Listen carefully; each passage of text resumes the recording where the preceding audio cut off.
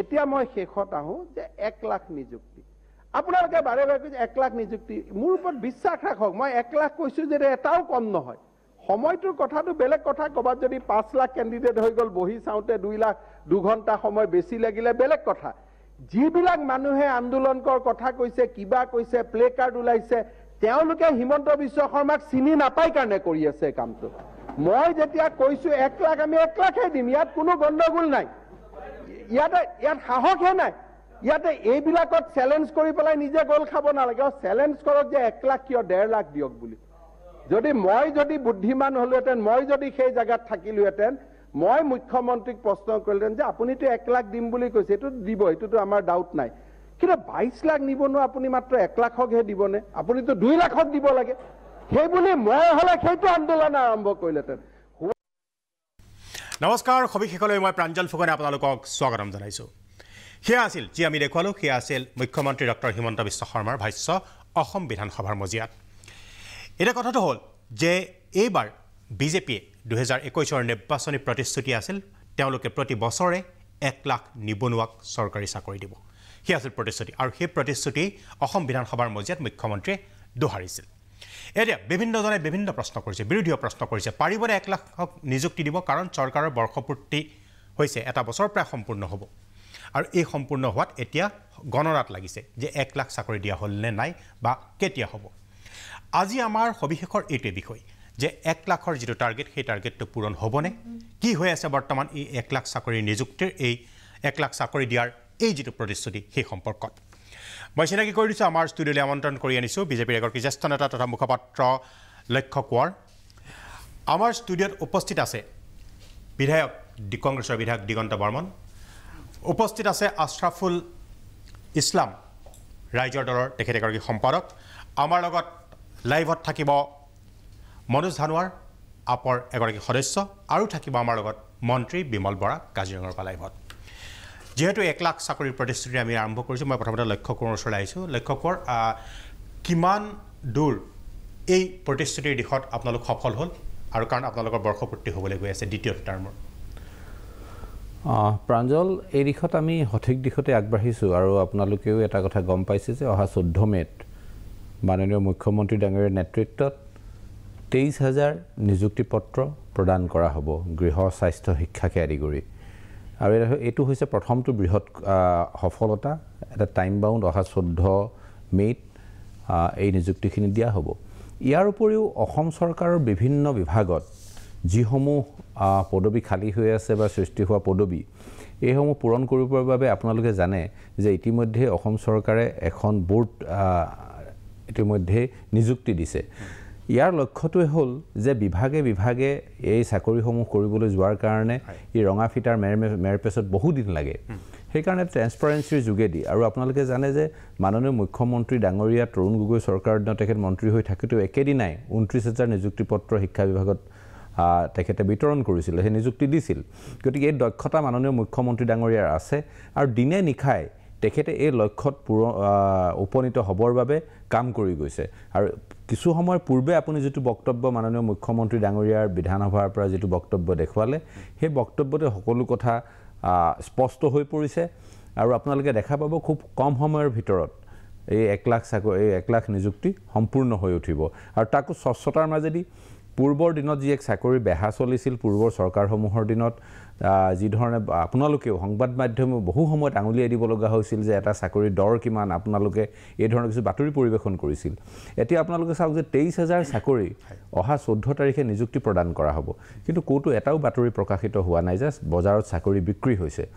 আৰু এই কামখিনি কৰিবলৈ যাওঁতে অত্যন্ত সাৱধানতা অৱলম্বন কৰিব লগা হয় আৰু মাননীয় মুখ্যমন্ত্ৰী ডক্টৰ হিমন্ত বিশ্ব শৰ্মা ডাঙৰীয়াৰ যি পাৰদৰ্শিতা তেখেতৰ যি এক দূৰদৰ্শী চিন্তাধাৰা যে শিক্ষিত নিবনুৱাসকলক যিসকল উদ্যমী নিবনুৱা তেওঁলোকক কি ধৰণে চাকৰিত মকৰল কৰিব পাৰি দুৰ্নীতি নোহোৱাকৈ এই ক্ষেত্ৰত তেওঁ সন্মুখৰ পৰা নেতৃত্ব দিছে আৰু আমি সফলতাৰে আগবাঢ়িছোঁ আপোনালোকৰ 84,244টা পদ ইতিমধ্যে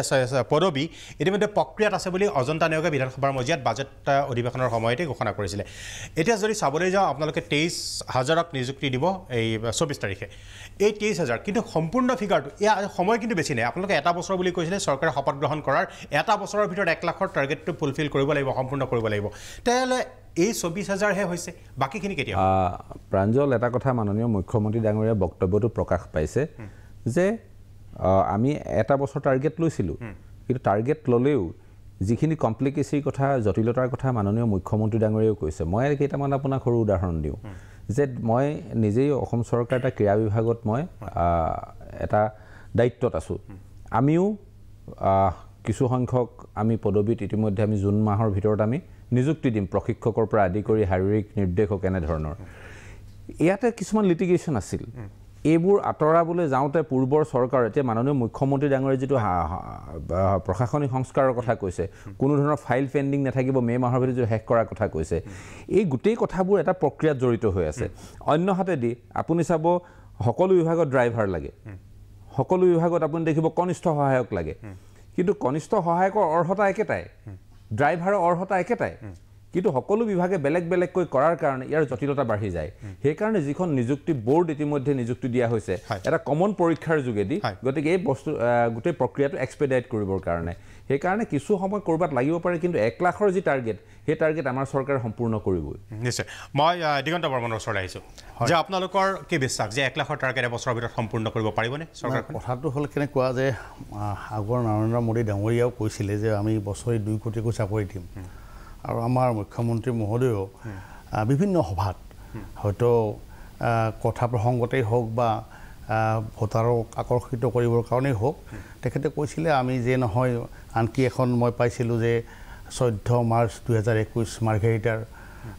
জনসভাত অমিত শ্বাহ য'ত উপস্থিত আছিল তাতে কৈছিলে যে আমি 1 লাখ প্ৰথম বছৰত দিম আৰু বাকী 10 লাখক আমি অন্য প্ৰকাৰে তেওঁলোকক আমি সংস্থাপন দিম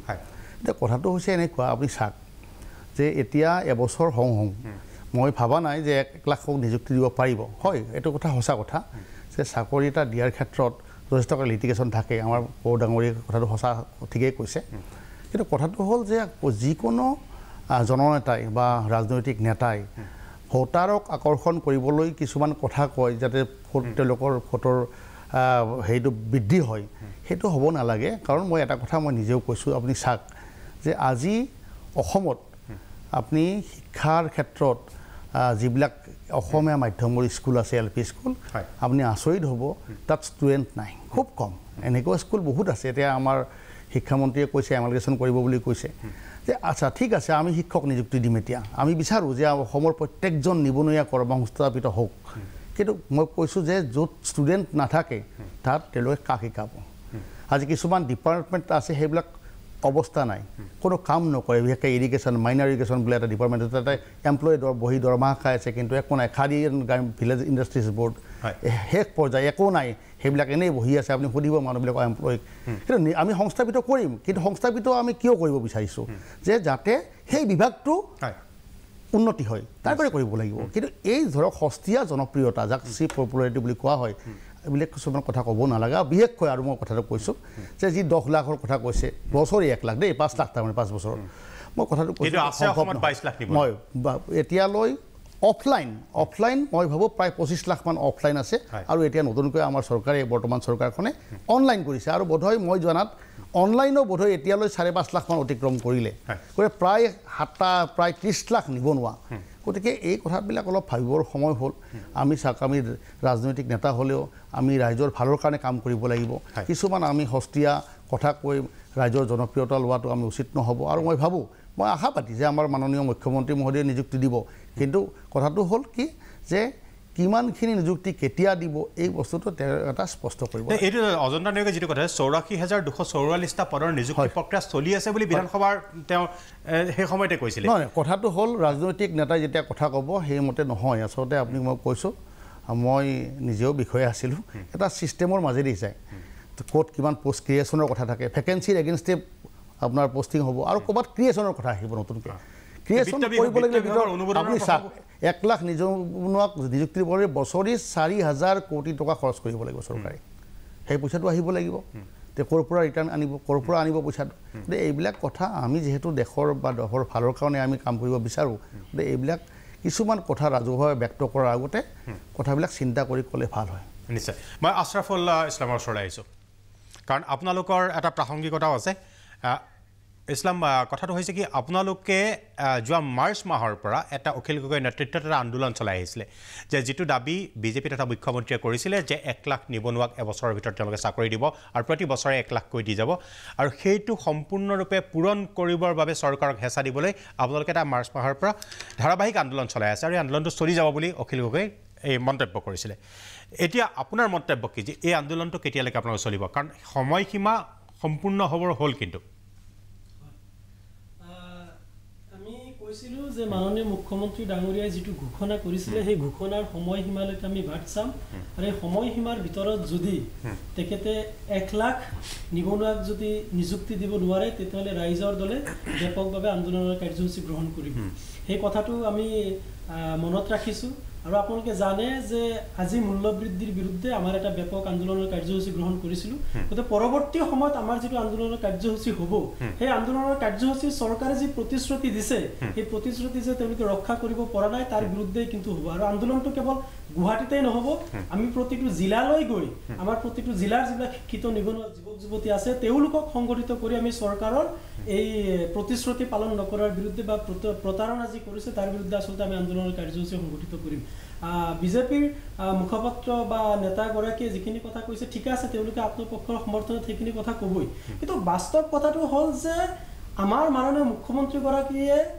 যি কথাই নকওক যি কামেই নকৰক সকলোতে এটা চমৎকাৰ সৃষ্টি কৰাৰ কাৰণে সদায় চেষ্টা কৰে আমাৰ কংগ্ৰেছৰ মাননীয় বিধায়কগৰাকীয়ে খুব ধুনীয়াকৈ কৈছে কিবা কথা এটা ৰাজহুৱাভাৱে ঘোষণা কৰাৰ আগতে তাৰ গোটেইখিনি এটা চাইণ্টিফিক আচলতে ষ্টাডি এটা হৈ যাব লাগে তাৰ পিছতে আচলতে তেনেকুৱা ধৰণৰ আচলতে প্ৰতিশ্ৰুতি দিয়া উচিত কিন্তু এতিয়া তেওঁলোকে যিমানেই নিজকে আত্মপক্ষ সমৰ্থনৰ কাৰণে কথাবিলাক নকওক কিন্তু বাস্তৱত কথাটো হ'ল যে তেওঁলোকৰ আন্তৰিকতাৰ অভাৱ তেওঁলোকৰ বিজ্ঞানসন্মতভাৱে গোটেই বিষয়টো চোৱা চিতা কৰি দূৰদৰ্শী হিচাপে বিষয়টো যেনেকুৱা ধৰণে আগবঢ়াই লৈ যাব লাগে তাৰ অভাৱ তেওঁলোকে কেৱল সস্তীয়া ৰাজনীতি কৰাৰ কাৰণে চমৎকাৰ সৃষ্টি কৰাৰ কাৰণে এনেকুৱা ধৰণৰ কথা তেওঁলোকে কয় তেওঁলোকে এতিয়া কৈছে মাননীয় মুখ্যমন্ত্ৰী ডাঙৰীয়াৰ বক্তব্যটো কৈছে সময় অলপ ইফাল সিফাল হ'ব পাৰে কিন্তু আমিতো সন্দেহ কৰিছোঁ যে তেওঁলোকৰ যি প্ৰতিশ্ৰুতি আছিলে যে এবছৰৰ ভিতৰত 1 লাখ নিবনুৱাক নিযুক্তি দিব আৰু পৰৱৰ্তী সময়ত তেওঁলোকে পৰ্যায়ক্ৰমে 10 লাখ নিবনুৱাক নিযুক্তি দিয়াৰ কথা কৈছিলে কিন্তু আমাৰ সন্দেহ যে গোটেই 5 বছৰৰ কাৰ্যকালটোত তেওঁলোকে আচলতে 1 লাখ নিবনুৱাক সংস্থাপন দিব পাৰে নে নাই তাতে আচলতে সন্দেহ আছে 10 লাখ নিবনুৱাক সংস্থাপন দিয়াটো দূৰৰ কথা কাৰণ তেওঁলোকৰ ভিজন নাই মিছন নাই আৰু আন্তৰিকতা নাই আৰু তেওঁলোকে নিবনুৱা যুৱক যুৱতীসকলৰ প্ৰতি তেওঁলোকে দায়বদ্ধ নহয় তেওঁলোকে কেৱল সস্তীয়া আৰু চমৎকাৰ সৃষ্টি কৰি ৰাজনীতি কৰাৰ কাৰণে এনেকুৱা ধৰণৰ প্ৰতিশ্ৰুতি তেওঁলোকে দি থাকে কাৰণ যদি দায়বদ্ধতাই থাকিলেহেঁতেন অন্ততঃ বিধানসভাৰ মজিয়াত যিটো বক্তব্য ৰাখে হে মুখ্যমন্ত্ৰীগৰাকীয়ে হওক বা মাননীয় মন্ত্ৰীগৰাকীয়েও কৈছিলে যে 84,000 কিবা এটা পদৰ প্ৰক্ৰিয়া চলি আছে তেওঁলোকে যিটো ৰাজনৈতিকভাৱে প্ৰতিশ্ৰুতি দিছিলে তেওঁলোকে আচলতে অত্যন্ত ক্ষিপ্ৰতাৰে অন্য সকলো কথা হেৰি কৰি হ'লেও অন্ততঃ তেওঁলোকে যি প্ৰতিশ্ৰুতি দিছিলে সেই প্ৰতিশ্ৰুতি যাতে ৰক্ষা কৰিব পাৰে তাৰ কাৰণে তেওঁলোকে ব্যৱস্থা গ্ৰহণ কৰিব লাগিছিলে কৰা নাই 1 লাখৰ ঠাইত তেওঁলোকে এতিয়া 23,000 কিবা এটা নিবনুৱাক নিযুক্তি দিব সেই কথাটোৱে তেওঁলোকে ডাক ডোল বজাই তেওঁলোকে অনুষ্ঠান কৰি আৰু বিত্তমন্ত্ৰী অজন্তা দেউগে কৈছে যে 84,244 প্ৰচেছত আছে বুলি কৈছে আমি আৰু এটা কথা ক'ব বিচাৰিছোঁ মাননীয় মুখ্যমন্ত্ৰী ডাঙৰীয়া বিধানসভাৰ মজিয়াত বিশেষকৈ আমাৰ ৰাইজৰ দলৰ সন্মানীয় সভাপতি অখিল গগৈ ডাঙৰীয়া তথা শিৱসাগৰ সমষ্টিৰ সন্মানীয় বিধায়কগৰাকীক উদ্দেশ্য কৰি আচলতে তেখেতে বুজাব বিচাৰিছিলে যে মই হ'লে 2 লাখৰ কাৰণে আন্দোলন কৰিলোহেঁতেন আমি তেখেতসকলক মনত কৰি দিব বিচাৰিছোঁ তেখেতসকলে কেৱল 1 লাখ নিবনুৱাক নিযুক্তি দিয়াৰ কথা কোৱা নাছিলে তেখেতসকলে 10 লাখ নিবনুৱাক নিযুক্তি দিয়াৰ কথা কৈছিলে আনকি 10 লাখো নহয় তেখেতে আৰু তেখেতৰ দলৰ নেতাসকলে ৰাজহুৱাভাৱে 22 লাখ নিবনুৱাক নিযুক্তি দিয়াৰ কথা আগতে কৈছে সৰ্বানন্দ সোণোৱাল চৰকাৰৰ দিনতো তাতকৈ বেছি কথা কৈছে নৰেন্দ্ৰ মোদী ডাঙৰীয়াই বছৰত 2 কোটিকৈ নিবনুৱাক নিযুক্তি দিয়াৰ কথা কৈছিলে গতিকে তেখেতসকলে এতিয়ালৈকে খালি কেৱল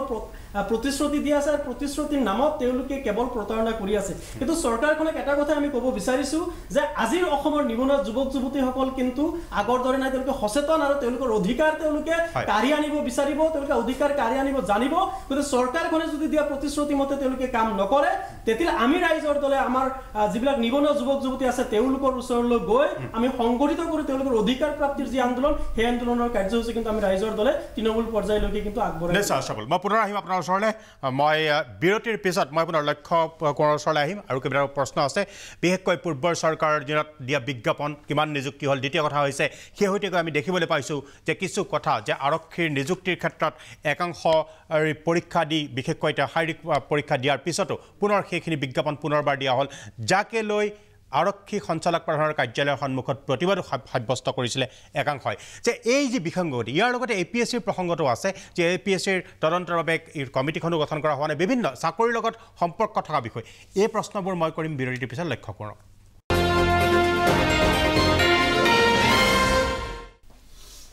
বিৰতিৰ পিছত আমি পুনৰ উভতি আহিছোঁ সবিশেষলৈ মই লক্ষ্য কোঁৱৰৰ ওচৰলৈ আহিছোঁ কৈছিলোঁ এই বিৰতিৰ পিছত মই লক্ষ্য কোঁৱৰৰ ওচৰলৈ যাম বুলি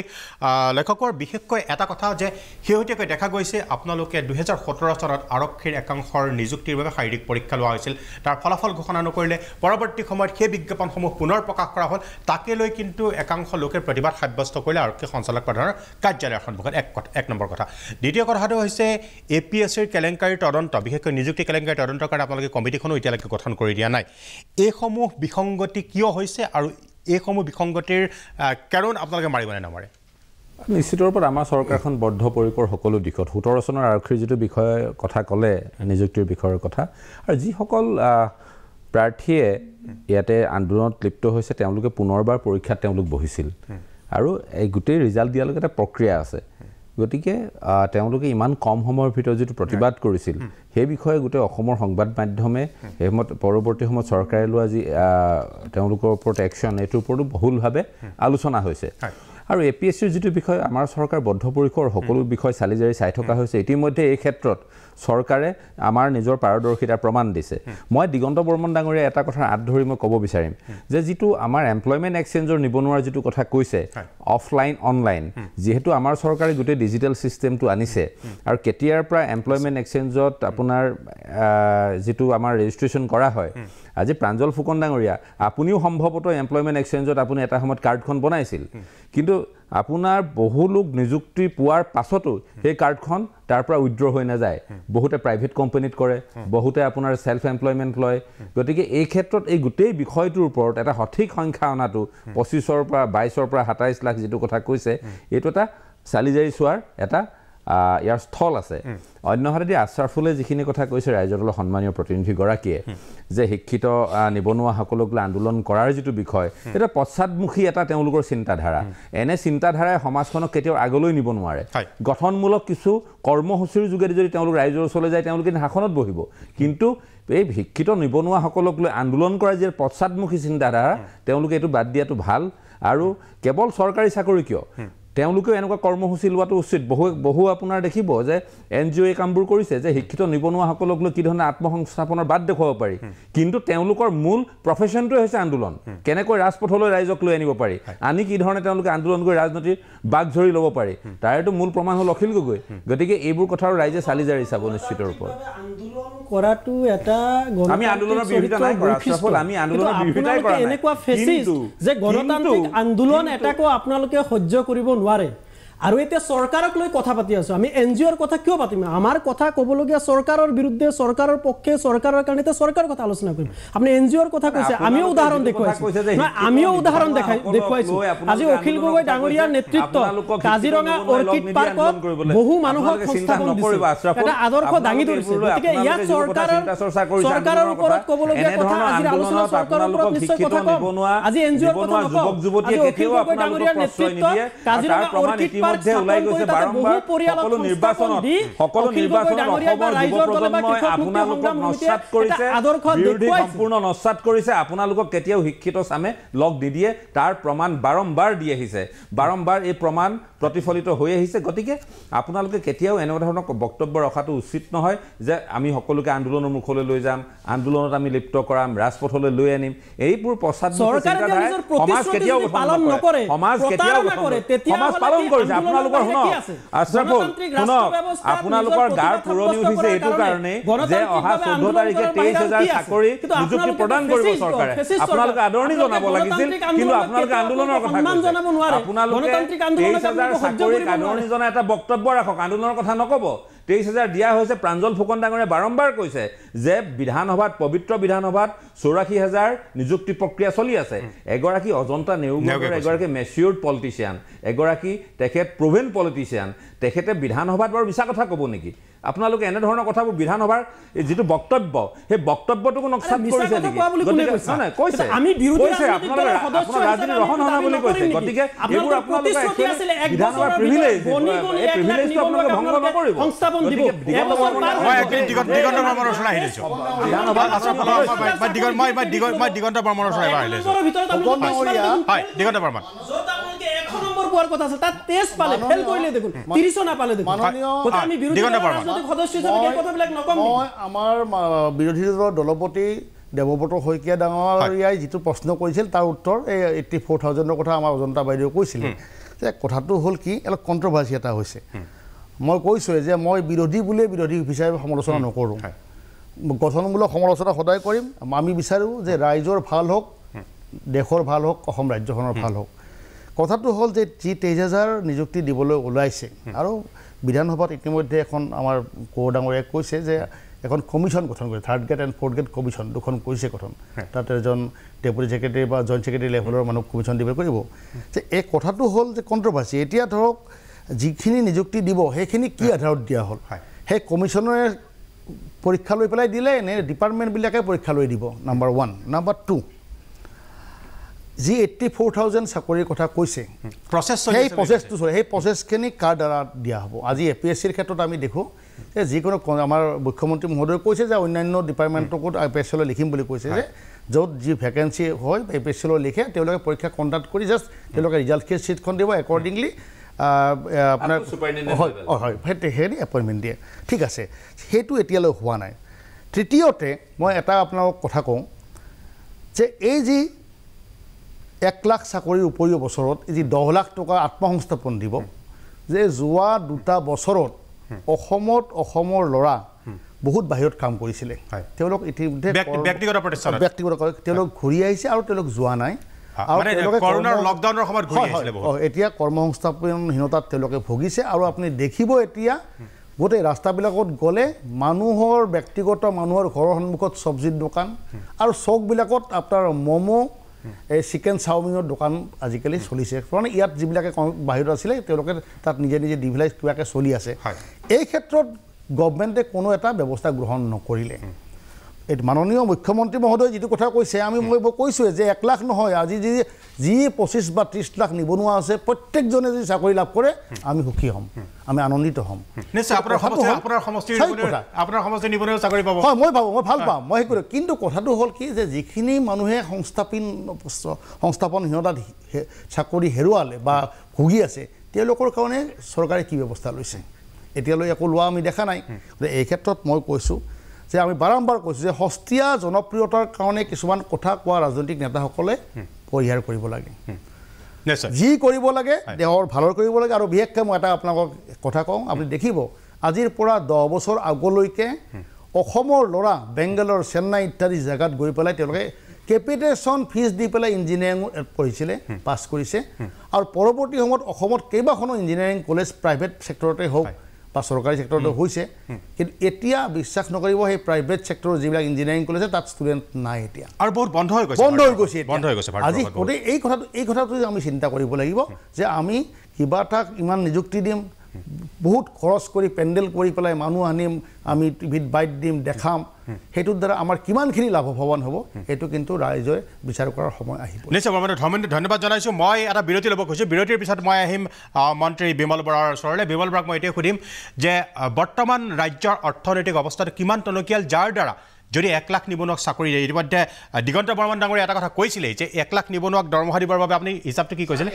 4,000 কোটি টকা খৰচ হ'ব অৰ্থাৎ ৰাজ্যৰ অৰ্থনৈতিক কাঠামোটো কিমান শক্তিশালী হয়নে নহয় যে এইসকলক দৰমহা দি এনেদৰে প্ৰতি বছৰে 1 লাখকৈ নিবনুৱাক নিযুক্তি দি চৰকাৰী ক্ষেত্ৰত বিশেষকৈ নিযুক্তি দি ৰাজ্য চৰকাৰে চলাই নিব পৰাৰ সক্ষমতা আছেনে নাই এই প্ৰশ্নটো মই কৰিম বিমল বৰা মন্ত্ৰী বিমল বৰাক তেখেত কাজিৰঙাৰ পৰা আমাৰ লাইভত আছে এটা বিৰতিৰ পিছত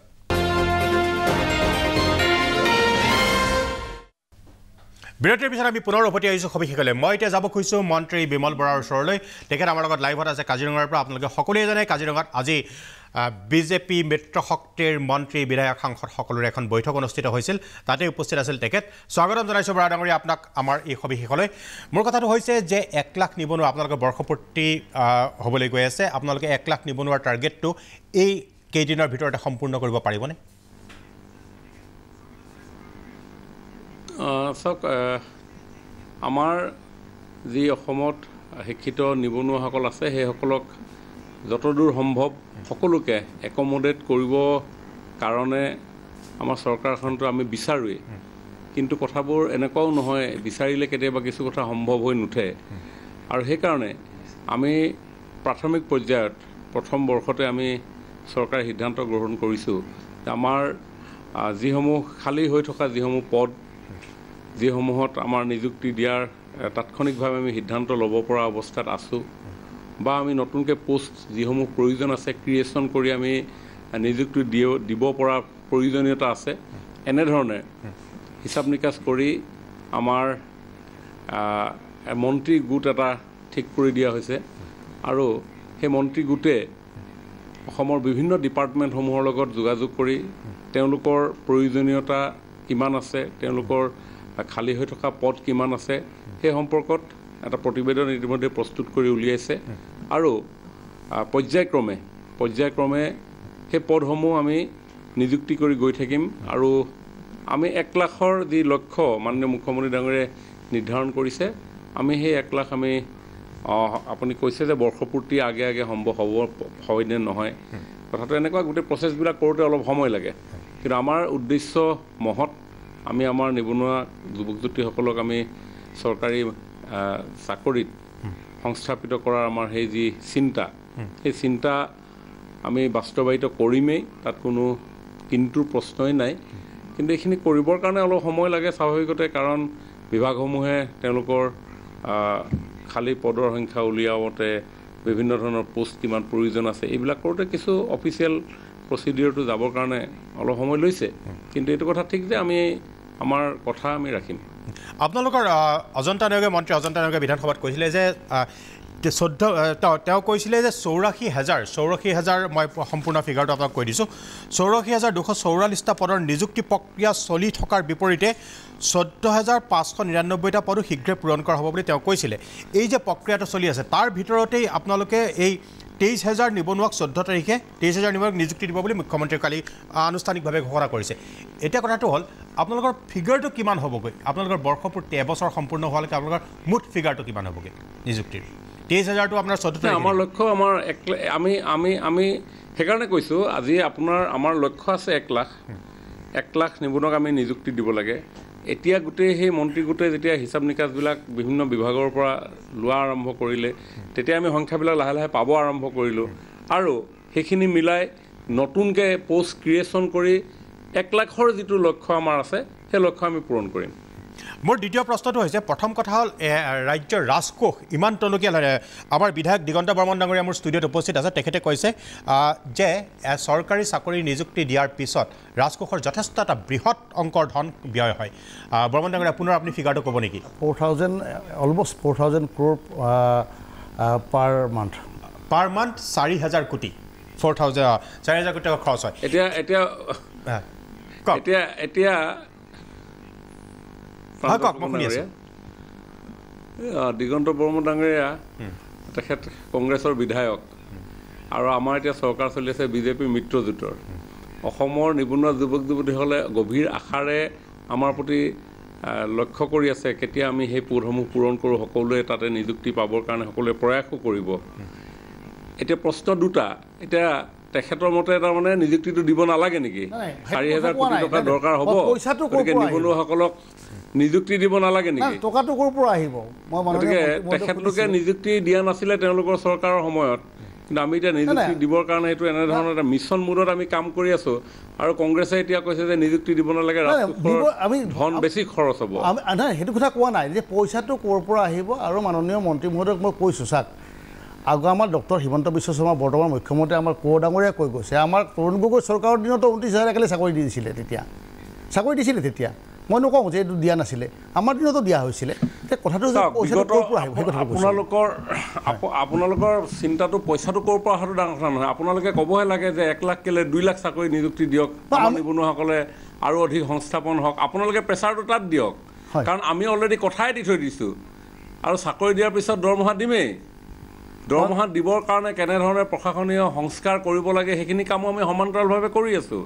কোন কোন চ'ৰ্চৰ পৰা আমি কেনেধৰণে অ'ন চ'ৰ্চ আমি ডেভেলপ কৰিব পাৰোঁ, কেনেধৰণৰ আপোনাৰ সংস্কাৰ কৰিলে ডিপাৰ্টমেণ্টসমূহে অধিক ৰেভিনিউ কালেকশ্যন কৰিব পাৰে, এনেধৰণৰ কাম যিখিনি ইতিমধ্যে হৈ আছিলে কিন্তু লিকেজ আছিলে। বিভিন্ন ধৰণৰ হুৰুঙা থাকি যোৱাৰ কাৰণে চৰকাৰৰ ৰাজকোষলৈ যিসমূহ ধন আহিব লাগিছিলে সেইবিলাক অহা নাছিল। মই সৰু কথা এটাই কৈছোঁ, আজি ফৰেষ্ট ডিপাৰ্টমেণ্টেই হওক বা মাইন্স এণ্ড মিনাৰেলছেই হওক, মাইন্স এণ্ড মিনাৰেলছ বা ফৰেষ্ট ডিপাৰ্টমেণ্টৰ যিসমূহ আপোনাৰ তেওঁলোকৰ প্ৰডাক্ট আছে সেইসমূহ বজাৰত বিক্ৰী হয়, কিন্তু বহুত তাতে হুৰুঙা থাকি যায়। থাকি যোৱাৰ কাৰণে চৰকাৰ ঘৰলৈ আহিবলগীয়া ৰাজহ নাহে। একেবাৰে সৰু কথা চিম্পুল আপুনি বুজিব পৰাকৈ ক'ব বিচাৰিছে যে এখন ট্ৰাকত ৰাতিপুৱা এখন টিপি কাটি লয়, আৰু টিপিখন কাটি গোটেই দিনটো তাতে শিল বালি কঢ়িয়াই থাকে 3বাৰ 4বাৰ। 3বাৰ 4বাৰ কঢ়িয়াই থাকোঁতে কিন্তু সেই শিলৰ ৰাজহটো কিন্তু চৰকাৰৰ ঘৰত জমা নহয়। এতিয়া আমি ওৱান টাইম ছিষ্টেম কৰা হৈছে ৰয়েলিটি, যে এটা ৰাস্তা বনাবৰ কাৰণে ইমান আপোনাৰ কিউবিক মিটাৰ আপোনাৰ বালি লাগিল, ইমান কিউবিক মিটাৰ শিল লাগিল। এতিয়া সেই শিল আৰু বালিৰ যিটো ৰয়েলিটি, তো সেই ৰয়েলিটি গভৰ্ণমেণ্টে ডিপাৰ্টমেণ্টে PWD ডিপাৰ্টমেণ্টে তাতে তেওঁলোকৰ বিলতে কাটি দিব, কাটি পিনি আপোনাৰ গভৰ্ণমেণ্টৰ ঘৰত জমা কৰি দিব, তেতিয়া টিপিৰ প্ৰয়োজন নাথাকে। তো এনেধৰণৰ বহুত প্ৰশাসনিক সংস্কাৰ হৈছে যাৰ দ্বাৰা আপোনালোকে ৰাজহটো বৃদ্ধি কৰিব, অ'ন চ'ৰ্চ বৃদ্ধি হৈছে। ডেফিনেটলি বৃদ্ধি হ'বই, কাৰণ আৰু সেইটো কনফিডেঞ্চ আমাৰ আছে। আৰু এনেকুৱা ধৰণৰ আমাৰ নতুন নতুন প্ৰয়াস চলি আছে। মই মাননীয় মন্ত্ৰী মহোদয়ক অনুৰোধ জনাম যে প্ৰথম বছৰৰ বাকী 4 বছৰৰ কথাও চিন্তা কৰিব লাগিব। এনেদৰে 4 লাখ চাকৰিৰ কাৰণে আপোনালোকে চিন্তা কৰিলে আমি ভাল পাম। আপোনালোকেতো সংস্থাপন দিয়াটোতে পক্ষপাতি নহয়, চিন্তা কৰিছে দৰমহা অনুৰোধ জনাইছোঁ যে চাকৰিকেইটা প্ৰথমতে দি লওঁ, তাৰপিছতো আমি দৰমহা ব্যৱস্থা চৰকাৰে কৰিমেই।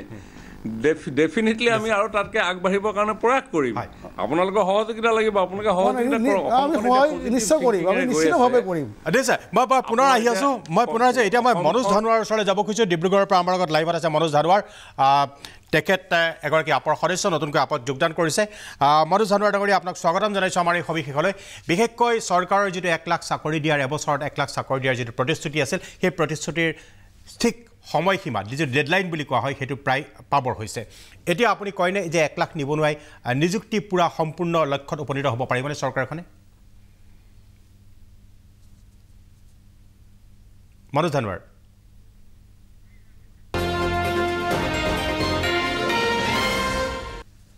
হয়, মই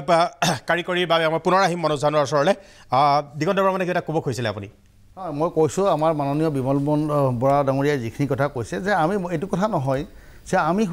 মই আগতে বাৰে কৈছোঁ যে মোৰ বছৰি অসমত যিমানখিনি নিবনুৱা আছে প্ৰত্যেকজন নিবনুৱাই কৰ্মসংস্থাপিত হোৱাটো আমি কংগ্ৰেছ দলে বিচাৰোঁ, পাব লাগিব, সেইটো কথা কৈছোঁ। কিন্তু কথাটো হ'ল কি যে সস্তীয়া জনপ্ৰিয়তাৰ কাৰণে যে আমি কৰিছোঁ অমুক কৰি পৰৱৰ্তী সময়ত তেওঁলোক হলঠেকত পৰিব, এইটো হ'ব নালাগে। আজি অন্য কথা মই বাদ দিছোঁ। আজি কিছুমান টেট শিক্ষকক আমি চাকৰি দিছিলোঁ, তেওঁলোকৰ এতিয়া নিয়মীয়াকৰণ হোৱা নাই। কিছুমান ফিক্স পেড আজি NHM-ত চলি আছে, তেওঁলোকে ফিক্স পেড আছে, তেওঁলোকৰ দৰমহা বৃদ্ধিৰ কাৰণে কালি লাগি থাকিব। ফেঞ্চাৰী স্কুল প্ৰভিঞ্চিয়েলাইজ কৰা নাই, তাৰ সেইবিলাক চাকৰি মানুহ লাগি আছে। এতিয়া কথাটো হ'ল যেতিয়া চৰকাৰৰ আৰ্থিকভাৱে সচ্ছল হ'ব, চৰকাৰৰ যথেষ্টখিনি টকা পইচা থাকিব, তেওঁলোকে দৰমহা বা অন্যান্য পেঞ্চন বা অন্যান্য তেওঁলোকে দি থাকিব পাৰিব। যদি চৰকাৰ টনকীয়া নহয়, তেখেতে ৰেভিনিউৰ কথা কৈছে, যে ফৰেষ্ট ৰয়েলিটিৰ কথা কৈছে, আমি ভাল পাইছোঁ যে কালেকশ্যন লাগিব। নিজৰ যিখিনি তেওঁলোকৰ ফাইনেন্সিয়েল ক্ৰেডিবিলিটি সেইটো বঢ়াৰ কাৰণে তেওঁলোকে ৰেভিনিউ কালেকশ্যন কৰিবই লাগিব, নহ'লে নহ'ব। গতিকে সেই ক্ষেত্ৰত কৈছোঁ যে এতিয়া আপুনি চাওক, আজি আমি মাননীয় মুখ্যমন্ত্ৰী মহোদয় নিজে কৈছে, আমাৰ বিধানসভাতে কৈছে যে আমি এখন ব্ৰিজ বনাইছোঁ, তাতে আমি লোন লৈছোঁ, ADB-ৰ লোন। কোনোবা আমি জাপানৰ জাইকাৰ পৰা লোন লৈছোঁ, আমি ইণ্টাৰেষ্ট দি থাকিব লাগে। আজি গুৱাহাটীত 4টা পানী যোগান আঁচনি চলি আছে, গোটেইকেইটাৰ এগেইনষ্টে আমি ইণ্টাৰেষ্ট দি আছোঁ। আমি মূলধনটো দিবই লাগিব, আমি ইণ্টাৰেষ্টটো দিব লাগিব। আজি RIDF-ৰ যিবিলাক ৰাস্তা চলি আছে, মাননীয় মুখ্যমন্ত্ৰী মহোদয় নিজেই কৈছে, সুধিব অখিল গগৈয়ে কৈছিলে, আমাৰ ৰাইজৰ দলৰ মানুহ আছে, যে আপুনি ৰাস্তা RIDF-ৰ ৰাস্তা নিবিচাৰে নেকি? RIDF মানে কি? লোনত লৈছে ৰাস্তাটো। আমি চৰকাৰক পইচা দিব লাগে, সেই পইচাটো আহিব লাগিব। মই এই কথাটোকে লৈ পেলাই মই বিমল বৰাক পুনৰ সুধিব কৈছোঁ, বিশেষকৈ এটা কথা সুধিব কৈছোঁ, বিশেষকৈ APSCৰ যিটো নিযুক্তিৰ এটা বেমেজালি হৈছিলে সেই সম্পৰ্কত তদন্তৰ বাবে আপোনালোকে এখন কমিটি গঠন কৰাৰ কথা কৈছিল, কিন্তু কমিটিখন গঠন কৰা হোৱা নাই, সেইটো কিয় হ'ল? দ্বিতীয় কথা, পূৰ্বে বিজ্ঞাপন দিয়া বিজ্ঞাপনে পুনৰবাৰ বিজ্ঞাপন দিয়াক লৈ এটা বিৰোধ আৰু প্ৰতিক্ৰিয়াৰ সৃষ্টি হৈছে, যাৰ কাৰণে একাংশই আৰক্ষী সঞ্চালক প্ৰধান কাৰ্যালয়ৰ সন্মুখত প্ৰতিবাদ কৰিছিল, তেওঁলোকক গ্ৰেপ্তাৰ কৰা হৈছিলে। ঠিক এনেকুৱা বেমেজালি আৰু খেলি মেলিবোৰ কিয় হৈ আছে? APC যি আপোনাৰ বিপ্লৱ শৰ্মা কমিশ্যনে যিখন ৰিপৰ্ট দিছে, সেই ৰিপৰ্টৰ ওপৰত ভিত্তি কৰি চোৱা চিতা কৰিবৰ কাৰণে ইতিমধ্যে এখন উচ্চ পৰ্যায়ৰ কমিটি এখন গঠন কৰি দিছে। নিদিয়া নহয়, এইটো আপোনাৰ মুখ্য সচিবক লৈ 4জনীয়া কমিটি, মুখ্য সচিব আছে, আৰক্ষী সঞ্চালক প্ৰধান আছে আৰু 2জন কোনোবা, মই পাহৰিছোঁ। গতিকে আমি যিখিনি কৰিবলগীয়া আছে সেইখিনি আমি কৰি আছোঁ, তেনেকুৱা ধৰণৰ কথা নাই। আৰু সেই ক্ষেত্ৰত সম্পূৰ্ণ নিকা আৰু শুদ্ধ পদ্ধতিৰে আমি কাম কৰিবৰ কাৰণে যত্ন কৰি আছোঁ। আৰু যোৱা 5টা বছৰ ভাৰতীয় জনতা পাৰ্টীৰ চৰকাৰখনে নিযুক্তি সম্পৰ্কত যি স্বচ্ছতা অৱলম্বন কৰিছে, বিগত কেতিয়াও হোৱা নাই এইবিলাক। আৰু এতিয়াও পৰৱৰ্তী সময়তো এই স্বচ্ছতাৰ দিশেৰে নিযুক্তি প্ৰক্ৰিয়া সম্পন্ন কৰিবৰ কাৰণে আমি বদ্ধপৰিকৰ। আৰু যিটো কাৰণে আজি ডিমা হাছাওৰ নিচিনা জিলাৰ পৰা অসম অসামৰিক লোকসেৱা আয়োগৰ যি পৰীক্ষা অনুষ্ঠিত হৈছে, তাতে আজি নিযুক্তি পাবৰ কাৰণে সক্ষম হৈছে। বহুত ভিতৰুৱা গাঁৱৰ অঞ্চলৰ মেধাৱী যুৱক যুৱতীসকলে আজি তাতে নিযুক্তি পাবৰ কাৰণে সক্ষম হৈছে। আপুনি কোনোবা নিযুক্তি পোৱা কোনোবা কাৰোবাক যদি বিচাৰি আনি সোধে ধনৰ বিনিময়ত নিযুক্তি পাইছে নেকি, আপুনি তেনেকুৱা কিন্তু যোৱা আমাৰ চৰকাৰ আৰম্ভ হৈছে 16 চনৰ পৰা আপুনি এজনো বিচাৰি নাপায়। গতিকে এই স্বচ্ছতাৰে আমি নিযুক্তি প্ৰক্ৰিয়া আমি আগুৱাই লৈ যাম, যাতে কোনেও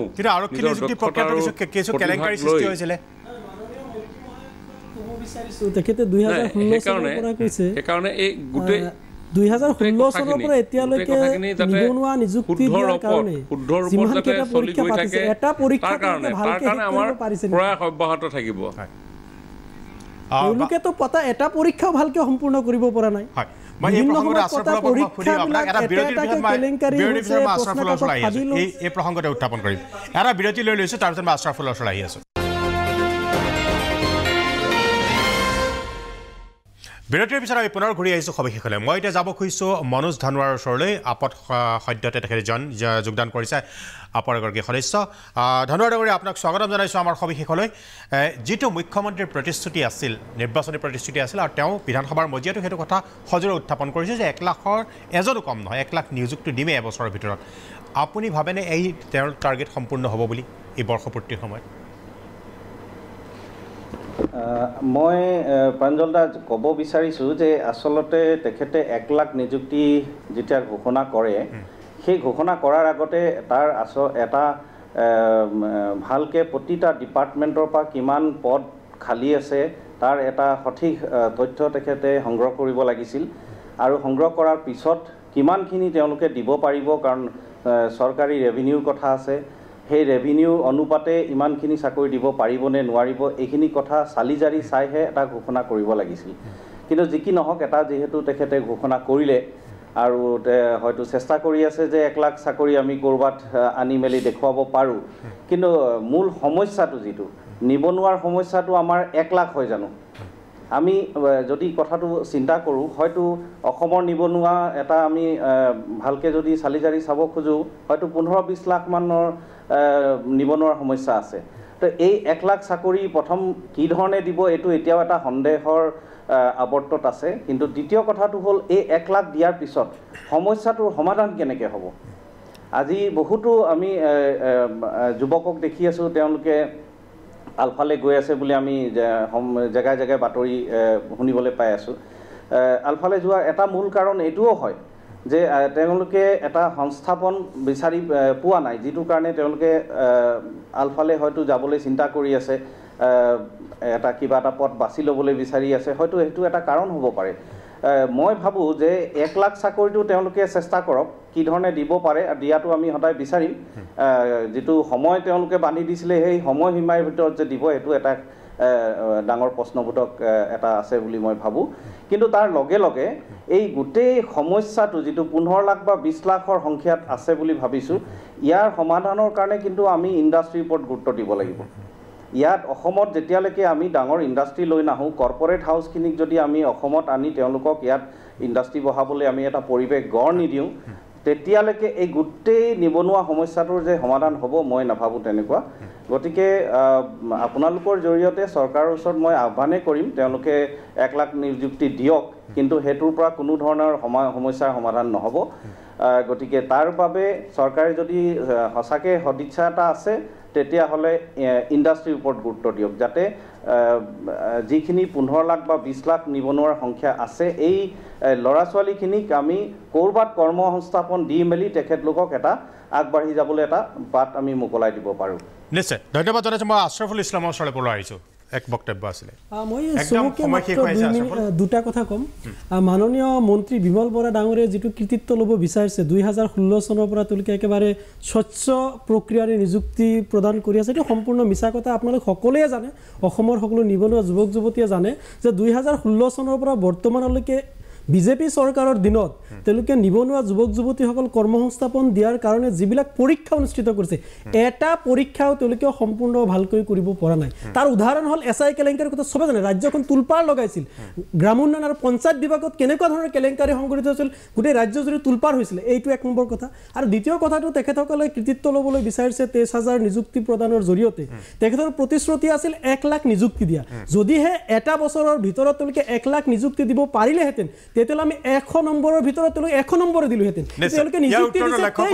23,000 নিযুক্তি দিলে আমি কিমান নম্বৰ দিম আমি 23 নম্বৰ দিম 100ৰ ভিতৰত 23 নম্বৰ পালে ফেল কৰিলে গতে আমাৰ দৃষ্টিত চৰকাৰে নিজৰ প্ৰতিশ্ৰুতি পালনত চূড়ান্তভাৱে ব্যৰ্থ হৈছে মিথ্যাচাৰ আশ্ৰয় ল'লে আচলতে ৰাইজে বেয়া পায় এই কাৰণে